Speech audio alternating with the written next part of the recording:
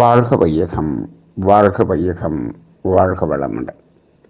குரு வாழ்க, குருவே துணை. குருவின் மலரடி போற்றி.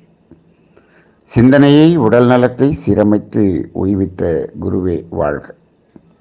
தியானமே யோகம், யோகமே ஞானம். இன்றைய சிந்தனை சிக்கல்களும் தீர்வுகளும். சிக்கல்கள் என்று சொல்லும் பொழுது மகரிஷி அவர்கள் சொல்லுவார்கள், இந்த மனிதனுக்கு முதல் சிக்கல் என்பது என்ன என்று சொன்னால், அது இந்த உடலிலே உயிர் சிக்கிக் கொண்டிருக்கிறதே, இதுவே முதல் சிக்கல் என்று சொல்வார்கள். அப்ப இந்த உடலிலே உயிர் சிக்கிக் கொண்டிருக்கிறதா என்று கேட்டால், அதாவது இந்த உடல் உயிர் இணைந்து இந்த உடலோடு உயிரோடு வாழ்ந்து கொண்டிருப்பதன் நோக்கம் என்ன என்று பார்த்தால், இப்பொழுது இருக்கக்கூடிய எல்லா மனிதர்களுக்கும் நோக்கம் அந்த கர்மவினை என்பதை தூய்மை செய்வதுதான் நோக்கம் என்பது நமக்கு தெரிகிறது. உண்மையிலேயே உடல் உயிர் இணைப்பு என்பது ஓரறிவு தாவரத்திலேயே நிகழ்ந்துவிட்டது. அந்த இணைப்பினுடைய நோக்கம் என்ன என்று சொன்னால், அழுத்தம், ஒளி, ஒளி, சுவை, மனம் என்பதை உணர்வது. மனித உருவில் இதனுடைய இணைப்பின் நோக்கம் என்ன என்று சொன்னால், அந்த அறிவாகிய தெய்வம் என்ற ஒரு நிலையையே உணர்வது என்பதுதான் உண்மையான நோக்கம். என்றாலும் அந்த நோக்கத்திலிருந்து விலகி பல லட்சம் ஆண்டுகளாகிவிட்டது மனிதன். அப்படி அந்த உண்மையான நோக்கத்திற்கான இணைப்புக்கு நாம் செல்ல வேண்டிய ஒரு நோக்கத்தின் அடிப்படையில் தான் இப்பொழுது நாம் பிறந்து கொண்டிருக்கிறோம். ஆக இந்த உடலும் உயிரும் சிக்கி இருப்பது இந்த கர்ம வினையின் அடிப்படையில் என்பது முதல் சிக்கலாக இருக்கிறது. சரி, அப்படி இருக்கக்கூடிய அந்த சிக்கல்களில் இப்பொழுது மனிதன் என்ன செய்கிறான்? இந்த கர்மவினையின் அடிப்படையிலேயே அவன் மீண்டும் மீண்டும் மீண்டும் செயல் செய்து அந்த சிக்கல்களை இன்னும் கூட்டிக் கொள்கிறான். இங்குதான் சிக்கல்கள் அதிகரிப்பதற்கான காரணமாகிறது. அப்ப அந்த பழக்கத்தின் வழியே அவன் செல்கிறான். அதிலிருந்து விளக்கத்தின் வழி மாற்றுவதற்காகத்தான் மகான்கள் இந்த தத்துவங்களை எல்லாம் நமக்கு கொடுத்திருக்கிறார். இப்ப இந்த சிக்கல்களை மேலும் கூட்டிக் கொண்டிருக்கிறான் என்று சொன்னால், அதற்கும் சேர்த்து விளைவுகள் துன்ப விளைவுகளாக வந்து கொண்டுதானே இருக்கிறது. சரி, இனி வரக்கூடிய காலங்களில் இன்னும் இந்த துன்ப விளைவுகள் அதிகமாகத்தானே வர இருக்கிறது. இது நமது சந்ததிகள் வரைக்கும் அந்த துன்ப விளைவுகள் வந்து கொண்டுதானே இருக்கும். இப்படிப்பட்ட தத்துவங்களெல்லாம், தத்துவ விளக்கங்களை எல்லாம் அறிந்து கொள்ளாததனால், தெரிந்து கொள்ளாததனால் அதை மேலும் மேலும் மேலும் சிக்கல்களை கூட்டிக் கொண்டே செல்கிறார். இதுதான் மனித வாழ்க்கையாக இருக்கிறது. இப்போ என்னன்னா, இந்த துன்ப விளைவுக்கான காரணம் தெரிவதில்லை.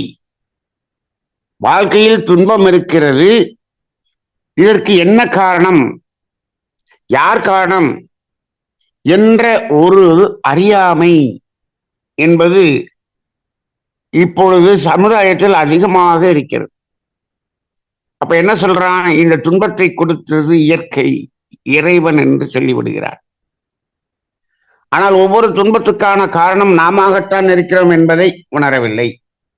இதெல்லாம் உணர வேண்டும் என்று சொன்னால் மகரிஷியினுடைய கர்மவினை தத்துவம், செயல்விளைவு தத்துவம் தெளிவாக உணரப்பட்டிருக்க வேண்டும். அது தெளிவாக உணரப்பட்டிருக்க வேண்டும். இதை சும்மா ஏதோ கர்மவினை தத்துவம் என்று அப்படி படித்து விட்டு சென்றால், இப்பொழுதெல்லாம் கர்மவினை தத்துவம் என்று எப்படி நடத்தப்படுகிறது என்று சொன்னால், சஞ்சித கர்மம், பிராரப்த கர்மம், ஆகாமிய கர்மம் தெளியாச்சா அப்படின்ட்டு அடுத்து பிராயச்சித்தம், மேல்பதிவு, அடிவடை அளித்தல் எழுதியாச்சா, முடிஞ்சிச்சு. இந்த பதிவுகள் எங்கெல்லாம் பதிகிறது, எப்படியெல்லாம் பதிகிறது, இதெல்லாம் எழுதியாச்சுன்னா முடிஞ்சு போச்சு. இதை எழுதிக் கொள்வதால், இதை தெரிந்து கொள்வதால் நமக்கு கர்ம வினை எப்படி எல்லாம் செயல்படுகிறது, எந்தெந்த வகையிலெல்லாம் விளைவு வருகிறது, இது எல்லாத்தையும் புரிந்து கொள்வது என்பது இல்லை.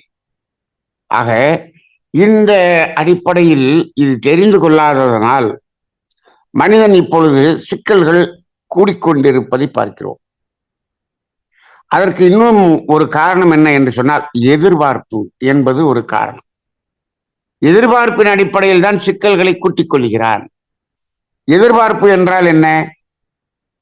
நமது தேவைகள் நிறைவேற வேண்டும் என்ற எதிர்பார்ப்பா என்றால், உண்மையான தேவைகள் நிறைவேற வேண்டும் என்று எதிர்பார்ப்பது என்பது மிக மிக குறைவாக இருக்கிறது. உண்மையான தேவைகள் என்ன என்பதை இப்பொழுது தெரியாமல், தேவைகள் என்றால் ஒரே தேவைகள் தான். மனதிற்கு என்னென்னலாம் தேவை என்று சொல்கிறோமோ அதெல்லாம் தேவைகள் என்று சொல்லுகிறார். சரி, இது உன்னுடைய மனதினுடைய தேவையாக இருக்கிறதா என்று சிந்தனை செய்து பார்த்தால் அங்கும் அப்படி இல்லை. இத்தனை தேவை என்று உன் மனம் சொல்லுகிறதே, இது உன் மனம் ஒரிஜினலாக சொன்னதா? அந்த மனதிடம் போய் கேட்டால் அது என்ன சொல்லுகிறது? இது என்னுடைய தேவையெல்லாம் இல்லை, என்னுடைய தேவை வேற இருக்கிறது. இது ஊர் உலகத்துல எல்லாரும் என்னென்ன செய்யறாங்களோ அதையெல்லாம் நான் பார்த்து அதெல்லாம் நான் தேவையாக மாற்றிக்கொண்டேன் என்று அந்த மனம் சொல்லுகிறது. அப்ப இப்ப மனிதன் தேவைகள் என்று வைத்திருக்கக்கூடிய எதிர்பார்ப்புகள் அனைத்தும் உலகத்தில் இருக்கக்கூடிய, ஊர்ல இருக்கக்கூடிய மற்ற மனிதர்கள் என்னென்னவெல்லாம் செய்தார்களோ அதையெல்லாம் நமக்கும் செய்ய வேண்டும் என்ற எதிர்பார்ப்பு. இப்படித்தான் மனிதன் இருக்கிறான். நீங்கள் மட்டும் சிக்கல்களில் மாட்டிக்கொண்டால் அதப்படி? நாங்களும் சிக்கலில் மாட்டிக்கொள்ள வேண்டுமே என்பதற்காக அவர்கள் செய்ததெல்லாம் இவர்கள் செய்து கொண்டிருக்கிறார். இப்பொழுது மனிதன் ஒருவனை ஒருவன் பார்த்து பார்த்து செயல் செய்து உலகம் முழுவதும் சிக்கல்களை கூட்டிக் கொண்டே செல்கிறான். சரி, சிக்கல்களிலிருந்து தீர்வு வருவதற்காக சிலர் பயிற்சி எடுத்து அதிலிருந்து விலகி வாழ்கிறார்களே, அவர்களை பார்த்து இந்த மனம் அவர்கள் போல் ஆக வேண்டும் என்று யாராவது மாறுகிறார்களா என்றால் அதில் மட்டும் மாற்றமே இருப்பதில்லை. அவர்களெல்லாம் அறிவில்லாதவர்கள், அவர்களெல்லாம் விவரம் தெரியாதவர்கள் என்று அவர்களை அவமானம் செய்யக்கூடிய ஒரு நிலை வந்துவிடுகிறது. இதற்கெல்லாம் என்ன காரணம் என்று சொன்னால் புலன் மயக்கம். புலன் வழியாக மயங்கி ஒருவன் செயல் செய்கிறான் என்று சொன்னால் அதே மயக்கம் இவனுக்கும் வருகிறது. அப்ப இதுக்கு எல்லாம் என்ன காரணம் என்று சொன்னால், இந்த புலன் வழியாக அனுபவிக்கக்கூடியதில் தான், இந்த பொருள்கள் மூலமாகவும் உறவுகள் மூலமாகவும் தான் நமக்கு அந்த இன்பம் மகிழ்ச்சி என்ற உணர்வுகள் எல்லாம் இந்த பொருள்கள் மூலம்தான் கிடைக்கிறது என்ற ஒரே ஒரு மயக்கம். அந்த ஒரு தெளிவு இல்லாத ஒரு காரணத்தினால்தான் இந்த சிக்கல்களில் எல்லாம் போய் சிக்கிக் கொள்கிறான் மனிதன். அப்ப இந்த சிக்கல்களுக்கெல்லாம் தீர்வு என்ன? அதாவது இந்த உடலும் உயிரும் பிரிந்து விட்டால் எல்லா சிக்கல்களும் தீர்ந்து விடும் என்று சில பேர் சொல்லுகிறார்கள். அப்படி தீர்ந்து விடுமா என்று சொன்னால், சிக்கல்கள் இங்கிருந்து இடம் மாற்றம் செய்யப்படும், அவர்களுடைய சந்ததிகளுக்கு சென்று விடுமே தவிர சிக்கல்கள் சிக்கல்களாகத்தான் இருக்கும். அப்பா கடன் வாங்கி வச்சுட்டு அவர் இறந்து போயிட்டாருன்னா அந்த சிக்கல் தீர்ந்து போயிடுச்சா? பையனிடம் அந்த கடனை கட்ட சொல்லி கேட்கிறார்கள் அல்லவா? அப்ப அந்த சிக்கல்களை டிரான்ஸ்பர் பண்றதுதான் நடக்குமே தவிர அப்பயும் சிக்கல் தீராது. ஒரு சிக்கலை உருவாக்கி விட்டோம் என்று சொன்னால் அதற்கு தீர்வு, அதற்குரிய விளைவு வந்தே தீரும். விளைவு வருவதற்கு முன் அதை சமன் செய்யக்கூடியவற்றை நாம் செய்தால் ஒளி அதற்கு தீர்வு கிடையாது. அப்ப இந்த சிக்கல்களுக்கெல்லாம் தீர்வு என்ன? இரண்டே தீர்வு தான். ஒன்று, மேலும் நாம் சிக்கல்களை ஏற்படுத்திக் கொள்ளாமல் இருக்க வேண்டும். புதிதாக சிக்கல்களை ஏற்படுத்திக் கொள்ளாமல் இருக்க வேண்டும். அப்படி என்றால் அதற்கு என்ன வேண்டும்? விழிப்புணர்வு வேண்டும். இந்த விழிப்புணர்வு எப்பொழுது வரும்? நாம் இந்த தத்துவங்களில் தெளிவு இருந்தால்தான் விழிப்புணர்வு வரும். நான் யார் என்பதை உணர்ந்திருந்தால் விழிப்புணர்வு வரும். செயல்விளைவு தத்துவமும் கர்மவினை தத்துவமும் தெளிவாக நம் மனதால் ஏற்றுக்கொள்ளப்பட்டால் விழிப்புணர்வு வரும். தேவைகள் என்ன, நாம் எதற்காக உயிர் வாழ்கிறோம் என்ற வாழ்வின் நோக்கத்தை புரிந்து கொண்டால் விழிப்புணர்வு வரும். இப்படி பல்வேறு வகையில் அந்த விழிப்புணர்வு வருவதற்கான தத்துவங்களையும் பயிற்சிகளையும் கொடுத்ததுதான் வேதாத்திரி. அந்த விழிப்பு நிலையில் இருக்கும் பொழுது மேலும் சிக்கல்கள் கூடாமல் பார்த்துக் கொள்ளலாம், புதிய சிக்கல்களை உருவாக்கி கொள்ளாமல் இருக்கலாம்.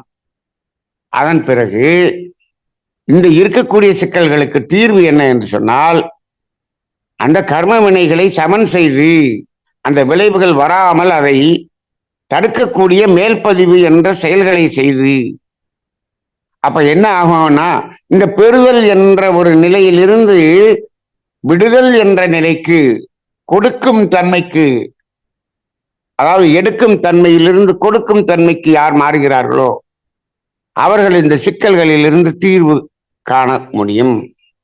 அந்த அடிப்படையிலே சிக்கல்களும் தீர்வுகளும் என்ற அடிப்படை நாம் நடைமுறைப்படுத்த வேண்டும். சிக்கல் இல்லாத ஒரு அமைதியான வாழ்க்கையை வாழ வேண்டும் என்று சொன்னால் வேதாத்திரியம் தெளிவாக உணர்த்தப்பட வேண்டும், தெளிவாக உணரப்பட வேண்டும். அதன்படி வாழ்வதற்கான துணிவும் தைரியமும் வேண்டும், அதில் நிற்பதற்கான விழிப்புணர்வு வேண்டும். இதுதான் இன்றைய சிந்தனையின் ஒரு சாரமாக இருக்கிறது. வாழ்க வையகம், வாழ்க வையகம், வாழ்க வளமுடன்.